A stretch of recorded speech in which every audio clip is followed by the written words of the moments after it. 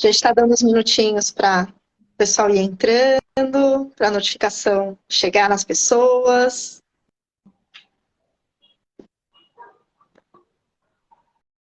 Vamos vendo. Vocês...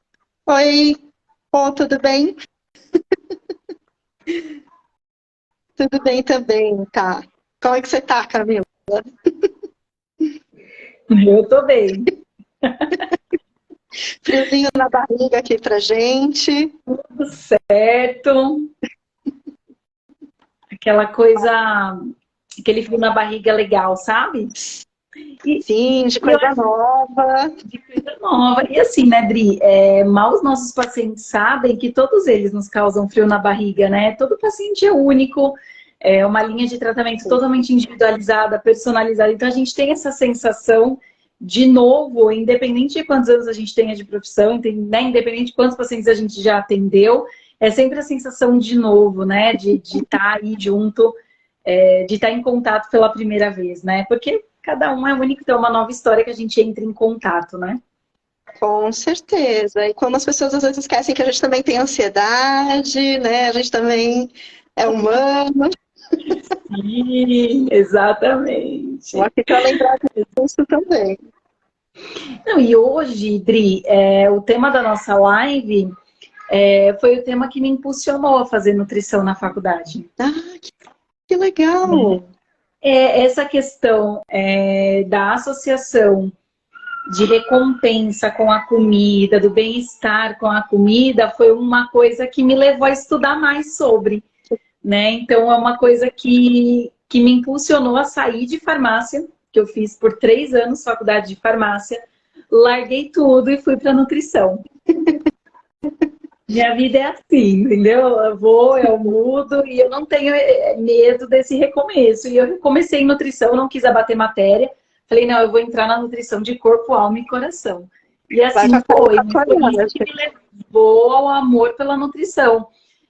O valor da nutrição, além de nutrientes, né? Esse valor emocional, social, psíquico, que nós vamos falar um pouquinho aqui hoje, né, Dri?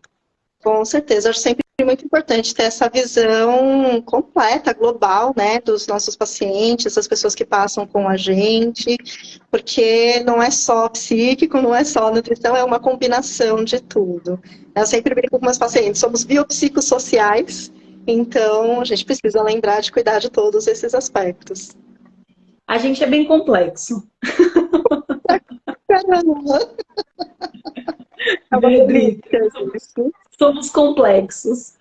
Sim. Mas eu acho que isso que torna interessante todas as áreas e todas as vivências, né? Com certeza.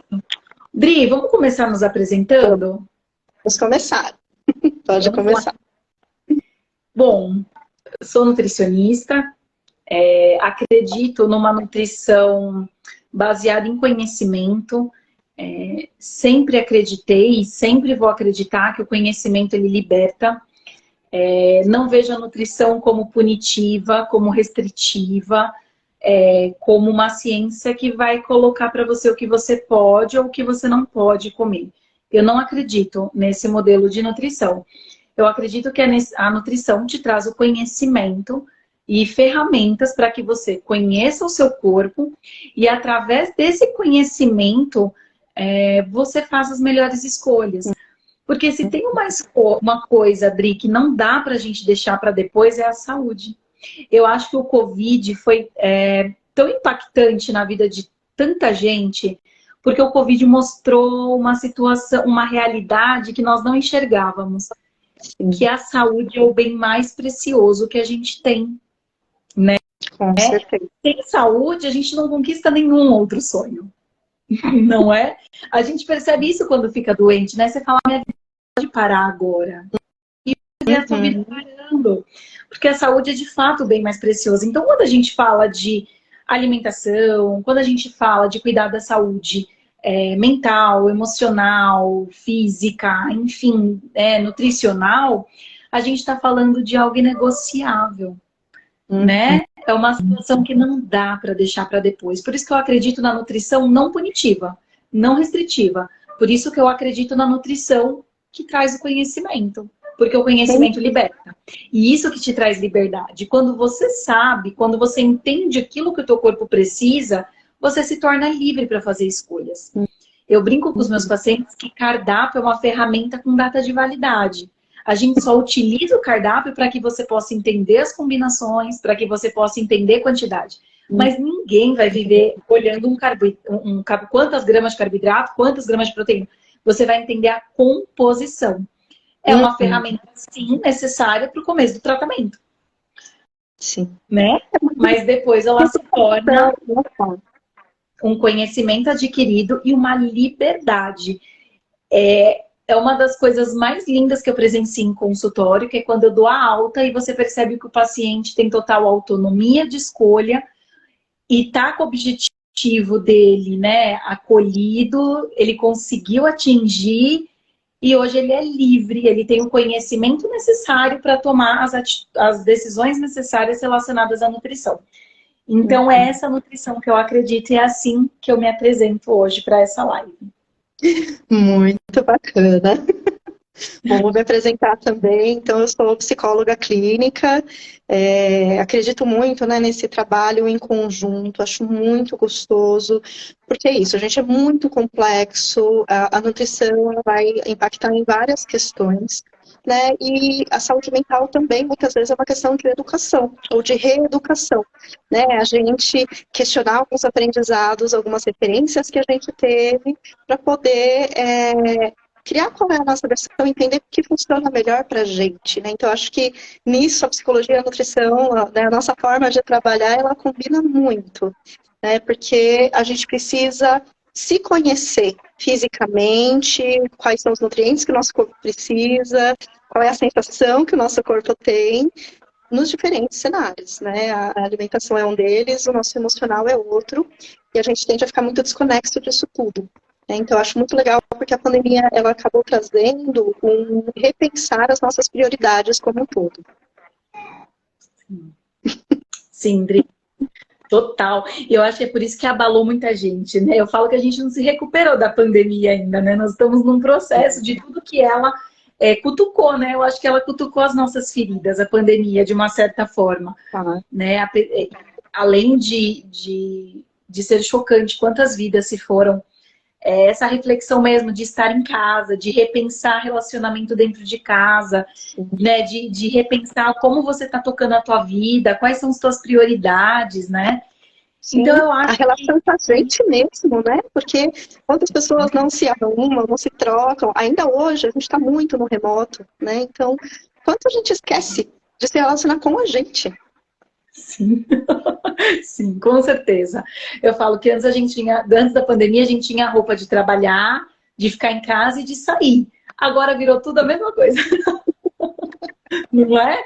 Tá tudo junto e misturado. Mas eu acho que a nossa apresentação é um belo gancho para o que a gente vai falar hoje, Dri. E com certeza. A gente escolheu esse título a dedo. A emoção está à mesa, né? Está servida sempre em todas as nossas refeições. Como nutricionista, Adri, seria muito mais fácil falar para você, olha, você vai comer agora zinco, magnésio, um pouco de proteína, né, regada a vitamina A, D e C. Seria muito mais fácil enquanto nutricionista, só que a gente não come nutriente, né? Então, para começo de conversa. Quando nós comemos um alimento em forma de preparo, muitas vezes nós estamos querendo algo além da nutrição, né? Sim. Muitas vezes a gente falou, nossa, isso daqui parece um abraço, né? E é um chá, um café, é como se alguém estivesse te abraçando, te acolhendo. Nós colocamos essa intenção na comida.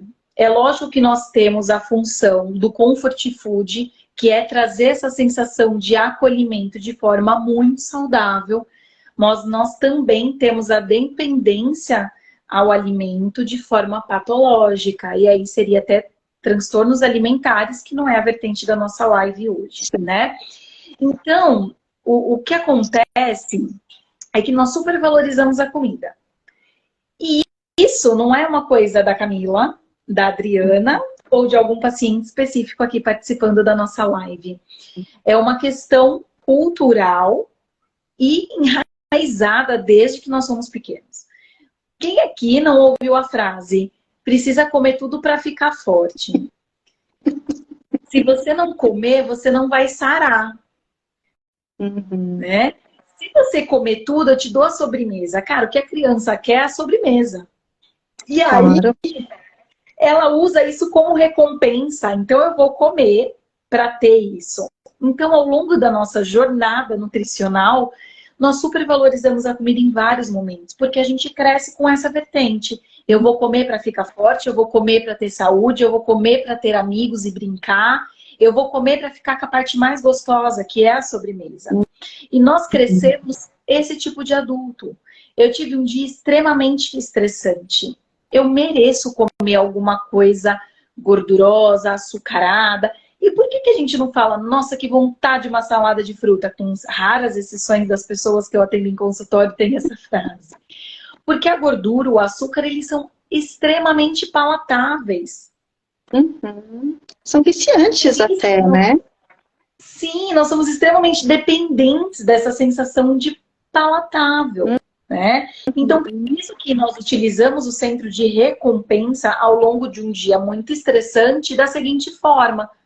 Poxa, eu mereço comer um doce, eu mereço comer um hambúrguer, eu mereço comer uma fritura. Se o teu corpo, Dri, se a gente tivesse uma lupa e a gente pudesse ver o que o nosso corpo está pedindo nesse momento que nós falamos, eu mereço, ele pediria um mix gigantesco de nutrientes, vitaminas e sais minerais, né? Mas a gente não tem essa interpretação tão genuína do organismo. E nós utilizamos esse centro de recompensa. Então, eu mereço e eu vou comer. Mas, Dri, será que a comida é o único momento de alegria que a gente pode ter no dia? É o único momento de satisfação? É a única coisa que pode aliviar o nosso estresse? Eu acho isso uma reflexão muito importante, né? Quanto a gente esquece que a gente pode buscar outros prazeres. Né? Até pensando nessa construção social que você falou, o quanto as nossas relações ficam muito em volta da comida, né? Então, é o sair para comer, é o almoço de domingo, então, a gente esquece que uma grande parte, na verdade, desse prazer, ele está das relações sociais, muitas vezes, né? É o ponto que a gente encontra em comum, mas que a gente esquece de que tem todo um outro contexto ali.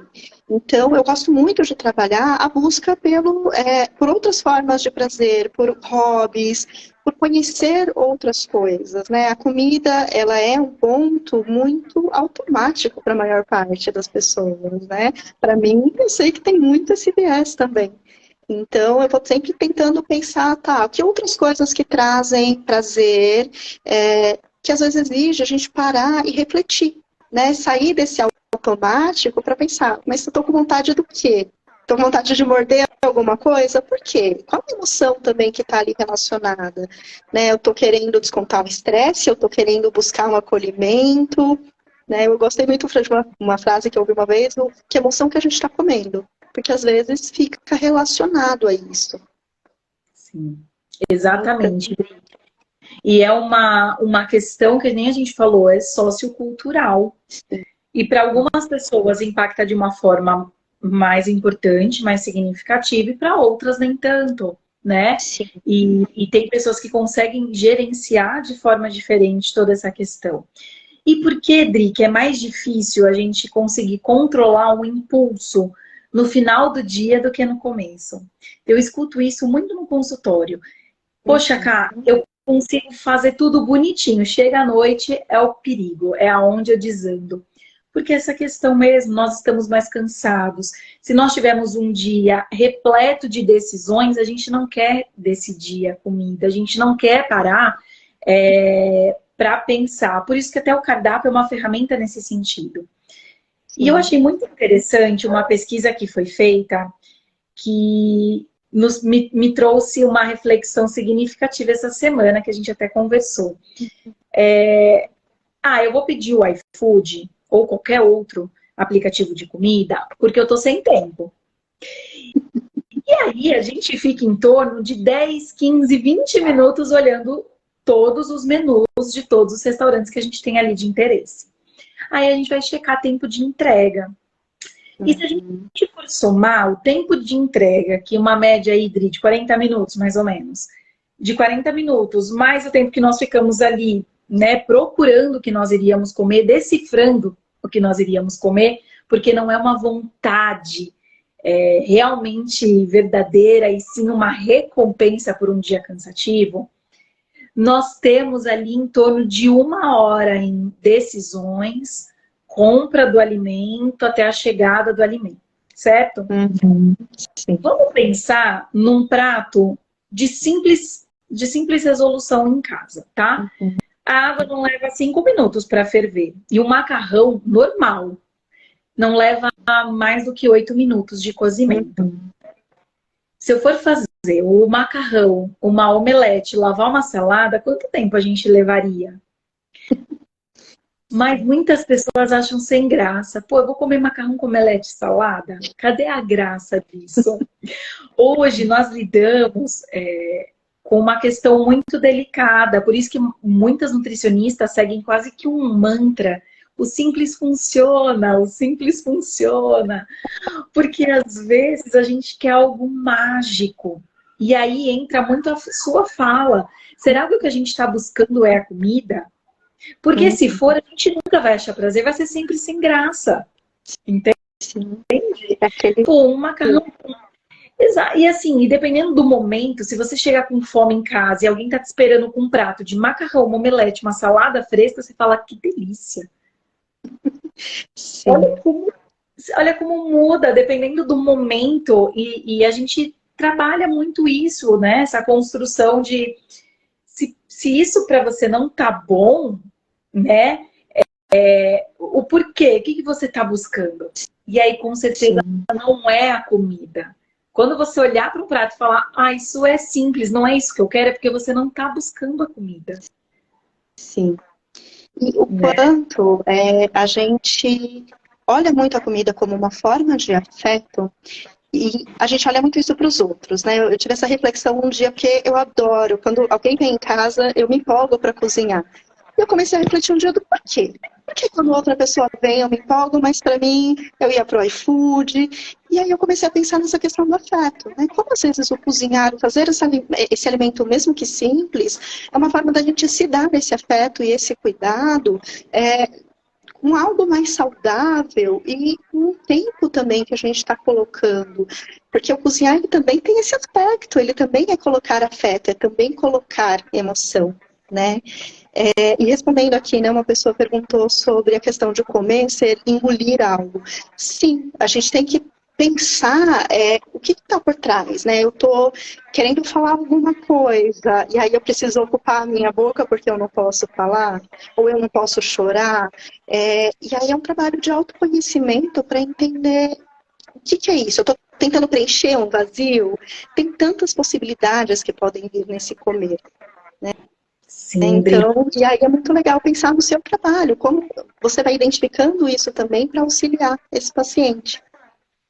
Exatamente, Dri. E isso leva a uma questão muito importante, né? Se você for parar para pensar, o que uma dieta tem de diferente de outra? Algumas estratégias nutricionais, um redirecionamento de carboidrato, proteína, estamos falando da parte técnica. Mas o que faz a virada de chave? É quando a pessoa percebe que ela é responsável. Muitas vezes nós queremos pegar, como você falou, a gente está procurando suprir um vazio, né? A gente está procurando engolir algo que eu não posso falar, eu estou procurando um afeto, né? Então nenhum cardápio vai ser suficiente. Sim. Nada. Pode ser a melhor nutricionista, a melhor estratégia, não vai funcionar. Porque a virada de chave é quando a gente entende que tanto a psicóloga quanto a nutricionista tá para te dar a mão, mas ela não vai percorrer o caminho por você. Sim. Isso eu acho que é a parte mais linda da nossa profissão, Dri. Porque se eu não entendo que o profissional está para me dar a mão e seguir o caminho ao meu lado, em vez de trilhar o caminho por mim, é o que a gente falou, nenhuma comida vai estar boa, nenhum tratamento vai funcionar, eu vou empurrar com a barriga ou tentar engolir com a comida, não é? Sim. Então eu tenho que entender essa questão da autorresponsabilidade e que dói, porque às vezes a gente quer pegar os nossos problemas, colocar na mão de alguém e falar, resolve. Que é quando a gente é criança, a gente tá com um problema, a gente vai pro pai e pra mãe e fala, o que que eu faço? Né? E aí a gente fica adulto e fala assim, legal, como que eu resolvo? Eu não tenho uma pessoa para colocar. Agora é comigo, né? Agora é comigo, né? E a alimentação, ela impacta totalmente nesse é comigo, né? Porque assim, eu tive que resolver a vida de todo mundo no trabalho, no trânsito, dos meus filhos, do meu marido, da minha amiga, né? De qualquer pessoa eu tive que resolver o problema. Então eu não vou escolher o que eu vou comer qualquer coisa. E aí a gente se deixa para depois. Então essa autorresponsabilidade, ela dói. É uma feridona, né? Que a gente precisa cutucar. Mas que se a gente não cutucar, nenhum tratamento vai funcionar. Sim. Eu brinco com os pacientes quando eles chegam, né, no consultório, geralmente na primeira consulta já, às vezes eu brinco, olha, cerca de 70, 80, talvez 90% do tratamento depende do paciente, né? Eu estou ali para ajudar, eu estou ali para esclarecer, para trabalhar os pontos, mas quem vai escolher o que vai levar na terapia é o paciente. É claro, às vezes a gente percebe, né, algumas resistências, a gente vai também trabalhando junto, né, principalmente na psicologia, porque tem vários pontos que a gente precisa ir provocar muitas vezes, né, mas não dá para fazer nenhum tratamento se a pessoa não quiser. Você pode passar o cardápio mais variado, né? Eu posso trabalhar N crenças que se a pessoa não estiver disposta realmente a refletir, a colocar isso em prática, não vai funcionar. Sim. E a gente percebe, né, Dri, que é aquela questão, né? Ninguém mandou. Quando a maior dificuldade de virada de chave, eu percebo que é o emagrecimento. Porque quando é uma patologia, a pessoa ela não tem para onde correr. Ou ela muda, ou aquela patologia vai agravar cada vez mais, né? Quando é emagrecimento, entra aquela questão de... Mas por que eu quero emagrecer? Sim. É por mim, porque eu não me sinto bem, porque eu estou limitada em várias atividades por causa do sobrepeso ou da obesidade, ou é porque alguém falou que eu preciso emagrecer? Sim.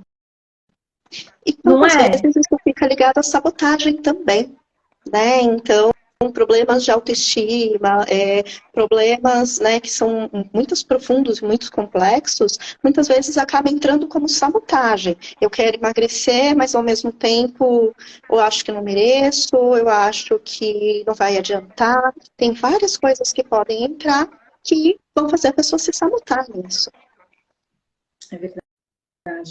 E nós temos tantos sabotadores, né? Se a gente for listar aqui, cada um de nós tem pelo menos uns 3. Claro, o mais fácil que a gente faz é se sabotar. Sim. E ó, um sabotador muito conhecido e que às vezes as pessoas confundem com qualidade é o perfeccionismo. Eu só vou começar a academia se eu tiver todos os dias 1 hora disponível na academia X. Sim. Tá, mas precisa todo dia? Não pode começar com 2 vezes na semana, meia hora? Né? Eu só vou começar, eu não aguento quando o paciente vira para mim e fala assim, ai, cá, legal, eu vou no mercado no domingo e aí segunda-feira eu começo. Não, você vai começar hoje com o que você tem, fazendo o melhor que você tem. Né? O melhor que você pode. A gente não conversou sobre composição de cada ponto da alimentação, da refeição. Começa agora com o que você tem. Né? A gente não precisa de algo perfeito para dar certo. Né? Então, o perfeccionismo é um sabotador que já foi meu por muito tempo e é ainda, se eu não silenciar ele. Se não tiver 100% perfeito, eu não vou fazer, que nem hoje da live, quando a gente conversou e fazer a live, eu falei, nossa, caramba, mas será que é o momento? Será que tá adequado? Será que... Não, eu vou fazer. Talvez, se hoje a gente ajudar uma pessoa, Adri, nossa live já valeu a pena. E tem uma pergunta aqui interessante. Comer alimentos considerados infantis pode trazer uma nostalgia à infância? O que você acha, Adri? Com certeza, né? Porque entra nisso da gente buscar emoção, né? Então, em que momento da infância, ou qual era a sensação que esse alimento trazia? Então, por exemplo, uma vez eu estava trabalhando com um paciente sobre parar de fumar. né? Ele era fumante, tabagista e queria parar. E aí a gente começou a pensar qual era a emoção que isso trazia para ele. E aí ele lembrou que era muito parecido com a emoção de um alimento, acho que era um rabanete cortado, alguma coisa assim, que a mãe dele fazia na infância. Né? E aí a gente começou a pensar como talvez usar o alimento a favor, né, de trazer um outro tipo de saúde, mas pensando nesse afeto emocional, nessa questão de infância. Porque, né, os pais vão oferecer os alimentos para as crianças e isso vai trazer emoções relacionadas também. E qual que é a sua visão, Ká? Eu penso em dois posicionamentos, um muito semelhante ao seu, né? Essa questão de resgatar a infância, ela traz essa sensação de cuidado, essa questão que a gente acabou de conversar, eu não preciso tomar decisões, tem alguém que cuida de mim, tem alguém que toma as decisões por mim, né? E isso, assim, quando é uma lembrança muito gostosa também, às vezes, de um familiar que não tá mais, ou de uma reunião familiar que acontecia e já não acontece mais. Então, essa questão nostálgica e que você colocou brilhantemente. E outra posição mais técnica relacionada à nutrição comportamental, que hoje é um estudo muito aprofundado dentro da nutrição, e que nós colocamos o alimento infantil. Por que as pessoas falam, eu tenho paladar infantil? Porque nós temos papilas gustativas, certo? E nós podemos aguçar algumas mais e outras menos. Quanto menos alimento adstringente, os amargos, os ácidos, os alimentos que promovem a higiene dessa papila, mais eu vou querer alimentos gordurosos e açúcar. É mais palatável. Por que a gente fala que o recomendado pela Organização Mundial de Saúde é não oferecer açúcar para criança até 2 anos de idade? É um sabor que ela desconhece e é um sabor... essa mãe tá com frescura. Mas tem uma ciência para isso. Se a criança come açúcar antes dos 2 anos, ela começa a mascarar as papilas. E quanto mais açúcar e mais gordura tiver, mais você quer. Você já percebeu que muitas vezes as pessoas não sentem o gosto do café? É o gosto do açúcar. Sim. Ela não apreciou o sabor do café. Ela não apreciou o sabor da fruta naquele suco. Está totalmente mascarado com muito açúcar. Então, não é só uma questão de caloria daquela porção. É uma questão do que aquilo vai sendo... o que aquilo vai sendo somatizado e construindo o hábito. Certo. Tudo é hábito. É que a gente tende, Dri, a abandonar o processo quando dói. Quando a gente sai da nossa zona de conforto, dói, eu preciso me colocar a pensar, eu preciso chacoalhar, eu preciso testar novos sabores, preciso me colocar frente à comida de forma diferente. E nem sempre a gente está preparado para esse enfrentamento. Não é? Tem uma frase que eu gosto muito, que diz assim, que uma pessoa que está de dieta é uma pessoa capaz de qualquer coisa. E realmente, se ela diz não para os seus desejos mais primitivos relacionados ao comer, ela pode escolher qualquer coisa da vida dela, né? Se a gente tivesse a mesma sabedoria que a gente tem em outras áreas da vida para cuidar da nossa alimentação, as coisas fluiriam melhor. Mas é muito difícil para todos nós, né? Então, assim, é o que eu falo muito para os pacientes. Eu quero comprar uma roupa e eu vou me propor a guardar R$1 por dia. Se no final de semana eu gasto R$10, essa conta nunca vai fechar. Eu nunca vou comprar essa camiseta. Essa é a saúde que a gente negligencia. Esperar o momento perfeito, o tempo perfeito, a lua perfeita.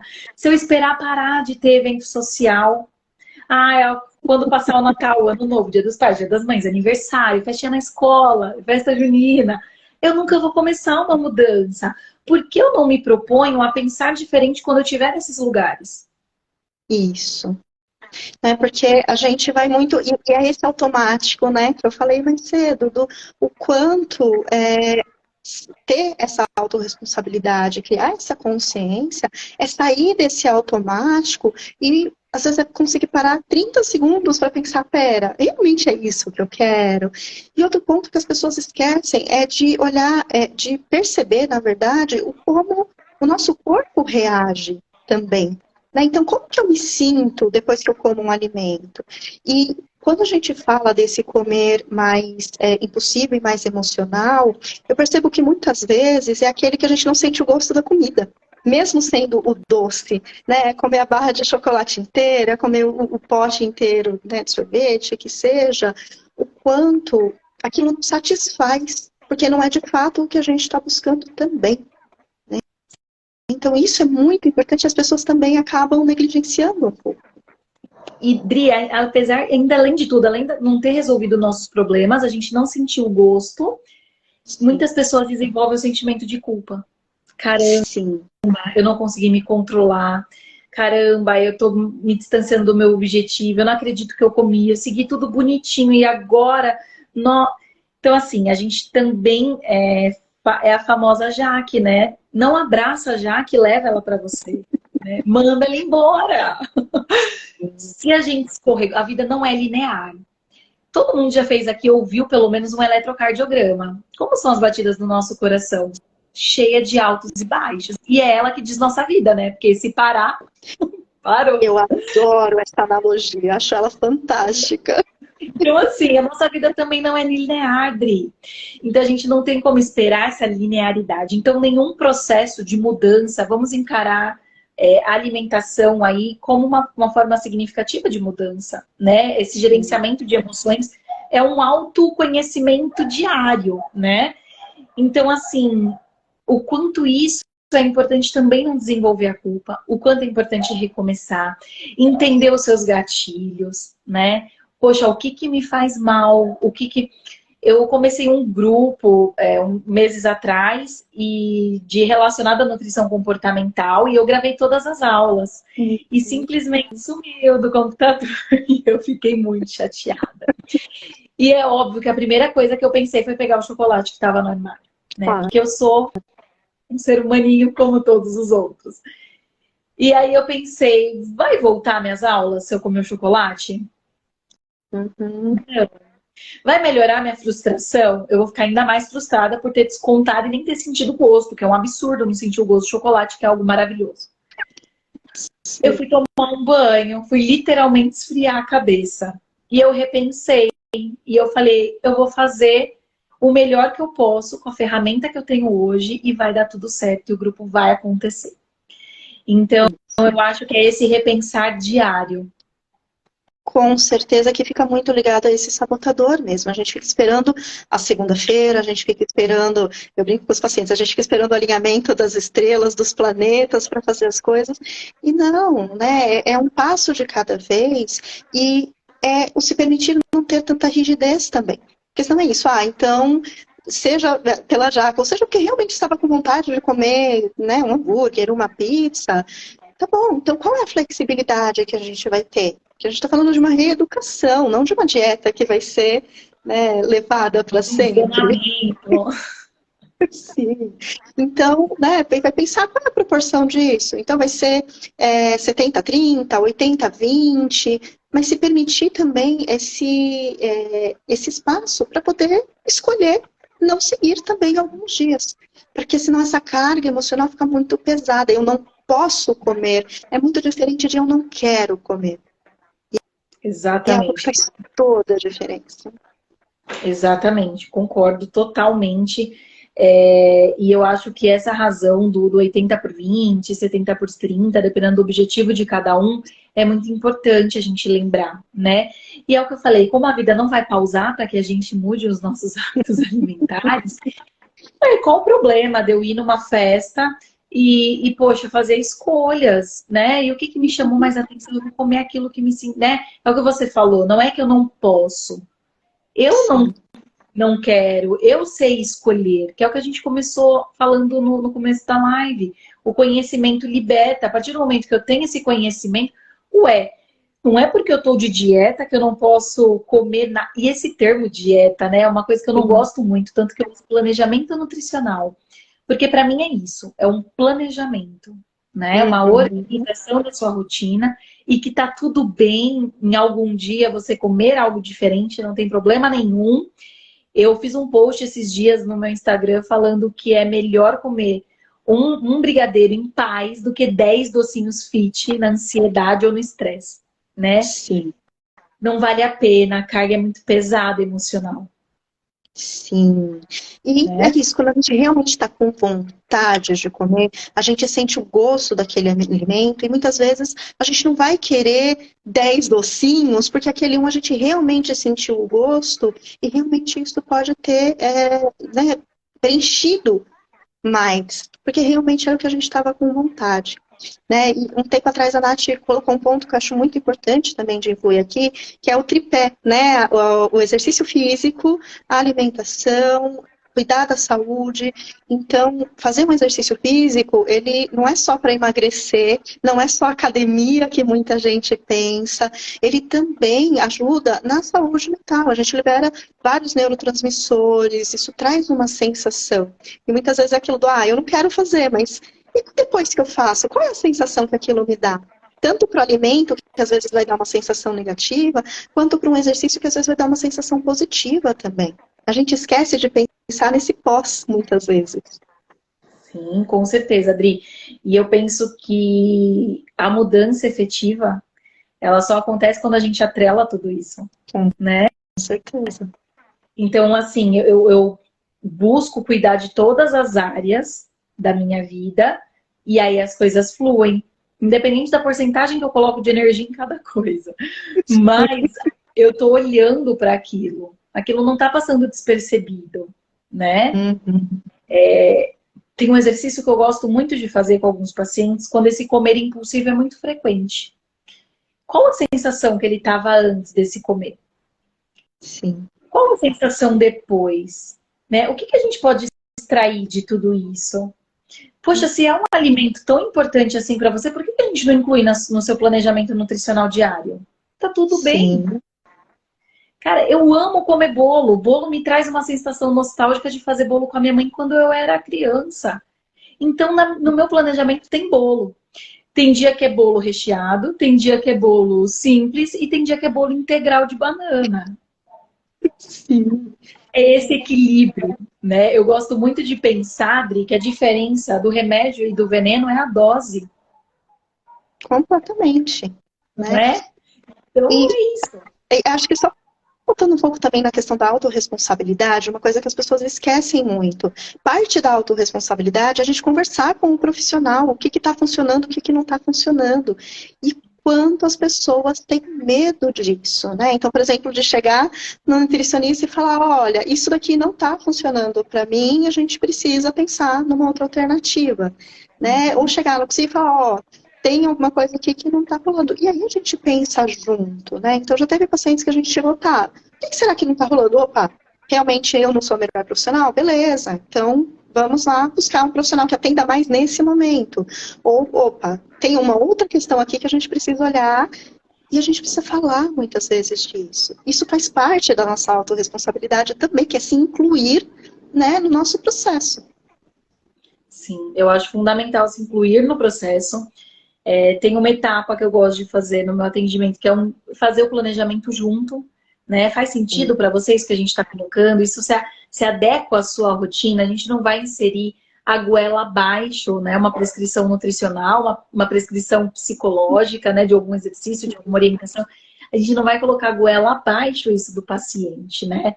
É esse compartilhamento de decisão, né? Esse compartilhamento de conduta. E é a autorresponsabilidade de fato. Quando o paciente fala, eu não segui, então eu acho que eu não vou voltar. Eu falo, é aí que você tem que voltar. Sim. Né? Isso não me chateia, isso não me magoa, isso não tira o teu crédito ou o meu crédito. Isso faz a gente entender que nós estamos no caminho errado. Vamos